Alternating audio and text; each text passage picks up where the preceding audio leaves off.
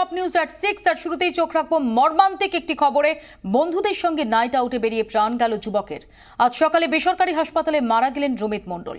সোনারপুরের বাসিন্দা রমিতকে শুক্রবার রাতে বাড়ি থেকে ডেকে নিয়ে যায় চার বন্ধু, চিরঞ্জিত নন্দী, দেবজ্যোতি ভট্টাচার্য, সুরজিৎ নস্কর এবং শুভজ্যোতি নস্কর।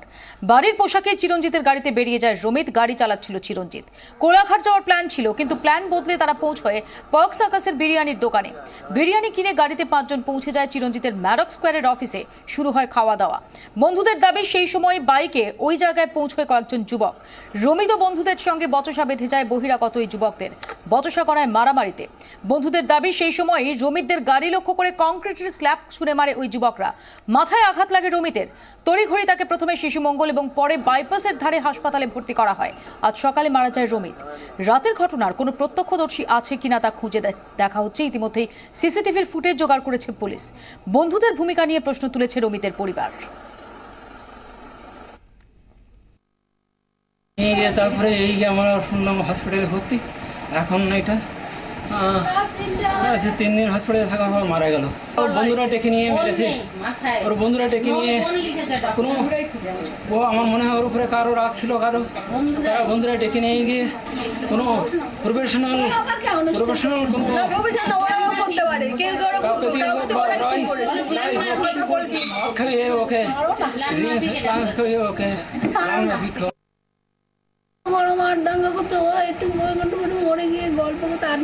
ওকে কি কারণটা হতে পারে, কি মনে করছে? কিছুই জানি না, এরকম ঘটনা কোনো কিচ্ছু জানি না। ও যদি ঘটনাটা ঘটিয়েছে এইটুকুই জানি। ওই আমার ওই ড্রাইভার ছেলেটাকে সন্দেহ করছে। ও কোনো আমার সন্দেহ, সবাই একসঙ্গে। ফ্রাইডে রাত্রিবেলা বেরিয়েছিল 4-5 বন্ধু, ওকে নিয়ে 5 জন। মেদিনীপুরে শুনেছিল আর্সেনালে বিরিয়ানি খেতে যাবে। রাত্রি 9, 9:30, 10টার দিকে বেরিয়েছিল। ও ঘুমোচ্ছিল, ওর বাবা ডেকে দিয়েছে। তো বেরিয়ে ওইখানে জানি কি ম্যাডাস স্কোয়ারে গিয়েছিল। এইটুকু জানি ম্যাডাস স্কোয়ারে যখন খাচ্ছিল সেই সময় 2-3টে ছেলে নাকি বাইকে করে এসে ওদেরকে এই করেছে, মানে মেরেছে। কিন্তু ঘটনা আমি যেটা অবাক হয়ে যাচ্ছি যে মানে শুধু ওরই একার লাগলো, আর কারোর কিছু ইয়ে হলো না। ব্যাপারটা সেটা আমার কাছে মারমত হবে। যদি মারপিটই হয় বা ওদের ছেলেদের সঙ্গে কোনো মারপিট হবে তাহলে তো কারো না কারো চোট লাগে। বাকি বন্ধুদের কিছু হলো না, ওর একার। রমিতের মৃত্যু ঘিরে দানা বাঁধছে রহস্য। রমিতের মাথার আঘাতের ধরন নিয়ে চিকিৎসকরা যে কথা বলছেন তার সঙ্গে মিলছে না বন্ধুদের দাবি। রমিতের বন্ধুরা বলেছিল সেদিন রাতে ম্যারক স্কোয়ারের সামনে 10-15 জন যুবকের সঙ্গে মারামারি বেঁধে যায় তাদের। পালানোর সময় তাদের i10 গাড়ি লক্ষ্য করে কংক্রিটের স্ল্যাব ছুঁড়ে মারে বহিরাগত যুবকরা। তাতেই মাথায় আঘাত লাগে রমিতের। কিন্তু চিকিৎসকরা বলছেন রমিতের মাথায় ভারী কোনো পাথর দিয়ে নয়, আঘাত করা হয়েছে ধারালো ও সরু কোনো রড দিয়ে। বন্ধুদের ভূমিকা নিয়ে আগেই প্রশ্ন তুলেছে পরিবার। এবার হাসপাতালের রিপোর্টের পর তাদের ভূমিকা ঘিরে আরও রহস্য দানা বাঁধছে।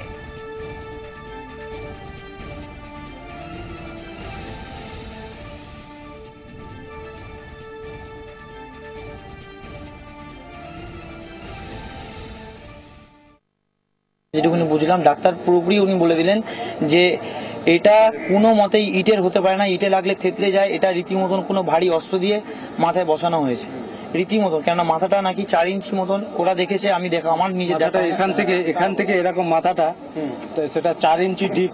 ডাক্তার বলছে এটা কোনো শার্ট কিছু দিয়ে আঘাত করার ফলেই হয়ে থাকে। ডাক্তার বলছে আমার কেসটিতে এরকম ইটের আঘাতে কোনোদিন। বাকি বন্ধুদের আঘাত বলতে চিরঞ্জিতের আঘাত আছে, সেটা কিন্তু চিরঞ্জিতের আঘাতটা ওরা আগেই ক্লিয়ার করে দিয়েছে যে ফার্স্ট টাইম আগে যে ওরা ওদেরকে যে মেরেছিল তখনই চিরঞ্জিতের আঘাতটা হয়েছে। নেক্সট টাইম কিন্তু চিরঞ্জিতের আর কোনো কিছুর আঘাত, আর কারোর কোনো আঘাতই নেই, অনলি ফর রমিত মণ্ডলেরই আঘাত। এবার ভাইয়ের কিন্তু ইটটা এইদিকে, মানে এইদিকে ও চোট খায়নি, ও পরে দেখছি এইদিকে চোট খেয়েছে। তাহলে ওদের কথায় তো ভুল আছে। এইদিকে পুরো, আর পুরো 6 ইঞ্চি গর্ত হয়ে গেছে। ডাক্তার বলছে মাথায় কিচ্ছু নেই। এরকম ভাবে আমার ভাইটাকে পুরো শেষ করে দিয়েছে চপার দিয়ে। ডাক্তার বলেছে চপার দিয়ে মেরেছে, আর বলেছে বন্ধুগুলো মিথ্যে বলছে। এই মুহূর্তে দুই প্রতিনিধি আমাদের সঙ্গে সরাসরি রয়েছেন। কাটাপুকুর মগ থেকে রয়েছেন সিজার মণ্ডল এবং সোনারপুরে নিহত রমিতের বাড়ি থেকে রয়েছেন দেবারতী ঘোষ। আমি প্রথমে সিজারের কাছে জানতে চাইবো, সিজার, বন্ধুদের তরফ থেকে যে দাবি করা হচ্ছিল যে কংক্রিটের স্ল্যাব ছুঁড়ে মারে দুষ্কৃতীরা এবং যা থেকেই মাথায় আঘাত, কিন্তু পোস্টমর্টেমের যে রিপোর্ট, পোস্টমর্টেম সেখানে চলছে, অন্তত এখন অবধি চিকিৎসকরা যা বলছেন তাতে তো এই তত্ত্বটা একেবারেই এস্টাবলিশড হচ্ছে না।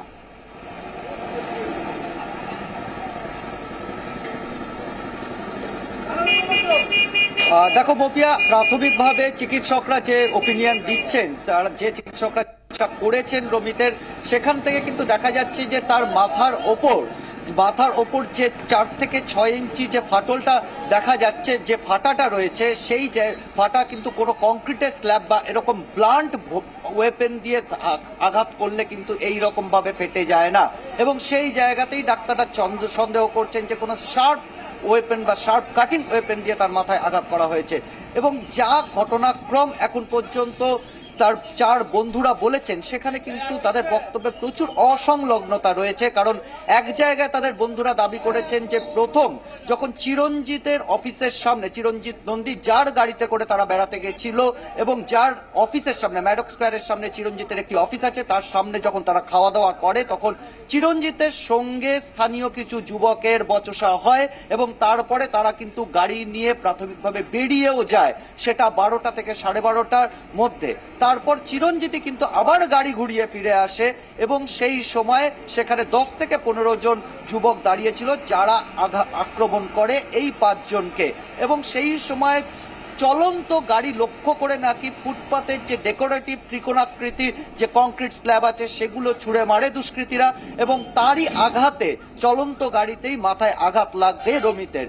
কিন্তু সেইটাই যদি হয়, চিকিৎসকরা কিন্তু স্পষ্টভাবে বলছেন চলন্ত গাড়িতে ছোড়া এই ধরনের ইটের আঘাতে কিন্তু মাথার মাঝখানে এইভাবে কোনো ধরনের ক্ষত তৈরি হতে পারে না।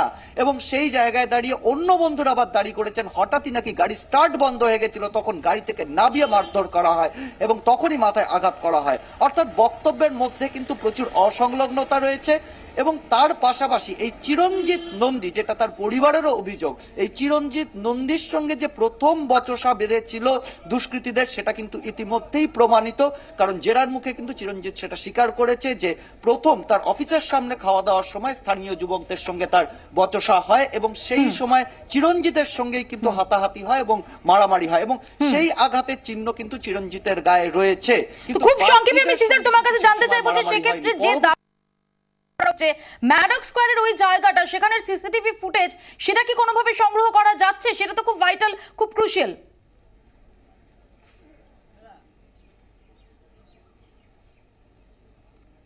দেখো, ওই এলাকায় যে কটা সিসিটিভি আছে, সেই সিসিটিভি থেকে ফুটেজ সংগ্রহ করা ইতিমধ্যেই হয়েছে এবং সেই সিসিটিভি ফুটেজগুলো খতিয়ে দেখা হয়েছে। কিন্তু এখন পর্যন্ত ওই ঘটনাকে করোবোরেট করতে পারে, অর্থাৎ বন্ধুদের বয়ানটাকে করোবোরেট করতে পারে এমন কিন্তু কোনো তথ্য সিসিটিভি ফুটেজ থেকে পাওয়া যায়নি।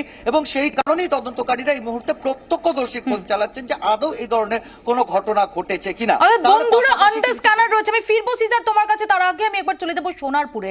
রমিতের বাড়ি থেকে আমাদের সঙ্গে রয়েছেন দেবারতী ঘোষ। দেবারতী, যে দাবিটা তাদের পরিবারের তরফ থেকে করা হচ্ছিল যে বন্ধুদের ভূমিকা, সেটাতে তারা রহস্য দেখছেন, সেটাতে তারা অসঙ্গতি দেখছেন। ইতিমধ্যে চিকিৎসকরা যেটা জানাচ্ছেন যে আঘাতের প্রকৃতি, সেটা অন্তত যে থিওরি দেওয়া হচ্ছে যে কংক্রিটের স্ল্যাব ছুঁড়ে মারা হয়েছিল সেটা মাথায় লাগে, তার সঙ্গে সাযুজ্যপূর্ণ নয়। দেবারতী, ওনাদের সঙ্গে কি কথা বলা সম্ভব হবে?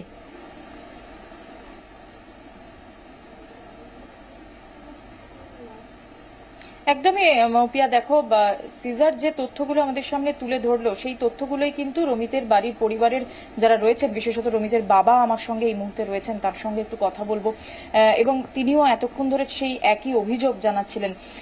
আপনার ঠিক কি কি অভিযোগ রয়েছে বা কোন কোন জায়গায় যে তথ্যগুলো রমিতের বন্ধুরা দিচ্ছে, কোন জায়গায় আপনার অসঙ্গতিপূর্ণ বলে মনে হচ্ছে? ওদের বক্তব্যের মধ্যে অনেক অসঙ্গতি ধরা পড়েছে।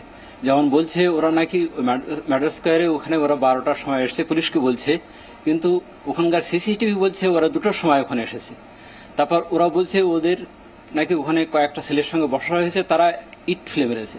ইট যদি ফেলে মারবে তাহলে আমার ছেলের ওটা ফোর হেডে এখানে ডান দিকে লাগার কথা, বাঁ দিকটায় লেগেছে, বাঁ দিকটায় সফারের দিয়ে আঘাত করা। ডাক্তার বলছে মাথায় সেভারেলি সফার দিয়ে আঘাত, সফার জাতীয় কিছু দিয়ে আঘাত করা হয়েছে এবং মাথা নাকি স্কাল্প, স্কাল্পের কোনো বোন জাতীয় কিছু নেই, ওখানে ভারী কিছু দিয়ে আঘাত করা হয়েছে। ওখানে চিরঞ্জিত বলে একটা ছেলে আছে, সে গাড়ি চালাচ্ছিল, সেই তার গাড়ি সে ড্রাইভ করছিল।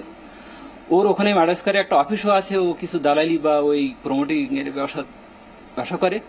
ওখানে ওর মনে হয় ওখানে কিছু সংলগ্ন লোক আছে, ওখানে বচসা, যার জন্য ওদের ওখানে নিয়ে যায়। ওখানে বচসা হওয়ার ফলে ওরা বন্ধুরা মিলে কিছু হয়েছে আমি সাসপেক্ট করছি। হ্যাঁ, আপনি কার দিকে অভিযোগের আঙুল তুলছেন? এবং আমি তো অভিযোগ করবো ওর বন্ধুদের দিকে, চিরঞ্জিত বা ওদের সঙ্গে যারা ছিল, মনে হয় কোনো বর্ষা হয়েছে কিছু। হ্যাঁ, আর না হলে এটা চিরঞ্জিত তো ঠিক বলতে পারবে, ওকে ধরলে পুলিশ যদি ওকে ধরে তাহলে ওর কাছ থেকে সব কথা বেরিয়ে আসবে, তার কারণ ওর একটা অফিস আছে ওখানে। আপনি বলছিলেন যে ঘটনার দিন রমিত বাড়িতেই ছিল, হঠাৎ করে কি এমন হলো যে ওই রাত্রিবেলা 9টার সময় ও বেরিয়ে গেল? কি ঠিক ঘটেছিল? হয়তো 9টার সময়, ও আনুমানিক 9টার সময় তো ও ঘুমিয়েছিল, ঘরে ঘুমিয়েছিল। 21 বার থেকে 21 বার 22 বার ও ফোন আসে, ও ফোন ধরে নিয়ে যেহেতু ঘুমিয়েছিল। টনি বলে একটা ছেলে, হ্যাঁ, ওর ভালো নাম হলো টনি, ওর ভালো নাম হলো দেবজ্যোতি ভট্টাচার্য। ও আমাদের কাছাকাছি ছেলে, সোনাপুরের। ওকে আমিও চিনি। ও ডেকে নিয়ে যায়, তাতে আমি আর বাধা কিছু দেইনি। ওকে ডেকে নিয়ে গিয়ে তারপরে আর তো আমি সারা দিয়ে রাত্রে ওকে খবর পাইনি। ফোনে যোগাযোগ ফোনে যোগাযোগ করা যায়নি, ও শুধু ফোনেও যোগাযোগ করা যায়নি। হ্যাঁ, তবে 3টের সময় আমাদের এই একটা জিনিস বলুন, এরা কি রমিতের ছোটবেলার বন্ধু, নাকি এদের সাথে কিভাবে যোগাযোগ হয়? আপনারা পারিবারিক সূত্র থেকে কিরকম ভাবে কি জানতে পেরেছেন?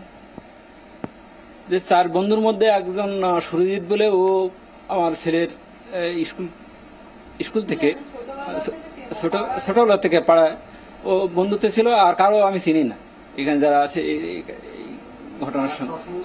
চিরঞ্জিতকেও আমি চিনি না, কখন দেখিনি। হ্যাঁ, এখন ফোনটা মৌপিয়া প্রথম আসে রমিতের দিদির কাছে। আমি একটু তার সঙ্গে কথা বলে নেওয়ার চেষ্টা করব এবং জানার চেষ্টা করব যে যখন ফোন আসে তখন ঠিক কি বলা হয়েছিল। মানে আপনার কাছ থেকে একটু জানতে চাইবো যে ঠিক ফোনটা কি বলে। ফোনটা আসলে আমার কাছে আগে আসেনি, আমার হাজবেন্ডের কাছে এসেছিল। ওকে বলেছিল, মানে অ্যাক্সিডেন্ট, ওকে কি বলেছিল আমি সেটা ঠিক জানি না, অ্যাক্সিডেন্ট টাইপের কিছু বলেছিল। ও তারপর গিয়েছিল। তারপর ও আমাদের 3টের পর ফোন করে বলল ভাইয়ের অ্যাক্সিডেন্ট হয়েছে, মাথায় লেগেছে, ডিসানে আছে, আর যেতে। তারপর আমি মানে বাড়িতে ফোন করে বাবা মাকে বলে আমরা তারপর গেলাম এখান থেকে। কি বলা হয়েছিল ফোনে? উনি কিছু আপনাকে জানিয়েছেন? না, আমি আর ওইসব, হ্যাঁ ফোন করেছিল, বললো ওই চিরঞ্জিত নন্দী আর সুরজিৎ নস্করেরা কি বলেছিল। আমি আর ওইসব, মানে আমাদের তখন এমন পরিস্থিতি ছিল, ওইসব কিছু আর কথা আমার হয়নি ওর সাথে। সব মিলিয়ে কিন্তু মৌপিয়া একটা বিষয় পরিষ্কার যে রমিতের বাড়ির লোকজনেরা, পরিবারের লোকজনেরা, তারা কিন্তু একেবারে অভিযোগের আঙুল তুলছেন রমিতের বন্ধুদের। একেবারে দেবারতী এবং সিজারও যেটা জানালেন যে বন্ধুদের তরফ থেকে যে থিওরি দেওয়া হচ্ছে, অন্তত চিকিৎসকদের মত সেটাকে কর্পোরেট করছে না। যেখানে মেডক স্কোয়ারের যে জায়গায় শুক্রবার রাতে এই ঘটনা ঘটেছিল, সেই জায়গা ঘুরে দেখেছেন সরেজমিনে আমাদের প্রতিনিধি সোমা দাস। শুক্রবার রাতে মেডক স্কোয়ারের এই রাস্তাতেই 4 জন সঙ্গীকে সঙ্গে নিয়ে আসে রমিত মণ্ডল। এখানে গাড়ি রেখে তারা বিরিয়ানি খায়। তারপরে একদলের সঙ্গে তাদের মারামারি বিবাদ, তারপরেই ভারী ইটের আঘাত করা হয় তাকে। তারপরে শুক্রবার রাতে বেসরকারি একটি হাসপাতালে ভর্তি করা হলে আজ তাকে মৃত বলে ঘোষণা করা হয়। স্থানীয় একটি বাড়ি থেকে সিসিটিভির ফুটেজ জোগাড় করেছে পুলিশ, সেই অনুযায়ী তদন্ত শুরু করেছে পুলিশ। 24 ঘন্টার জন্য ক্যামেরায় বাপুন সহের সঙ্গে সোমা দাস, কলকাতা।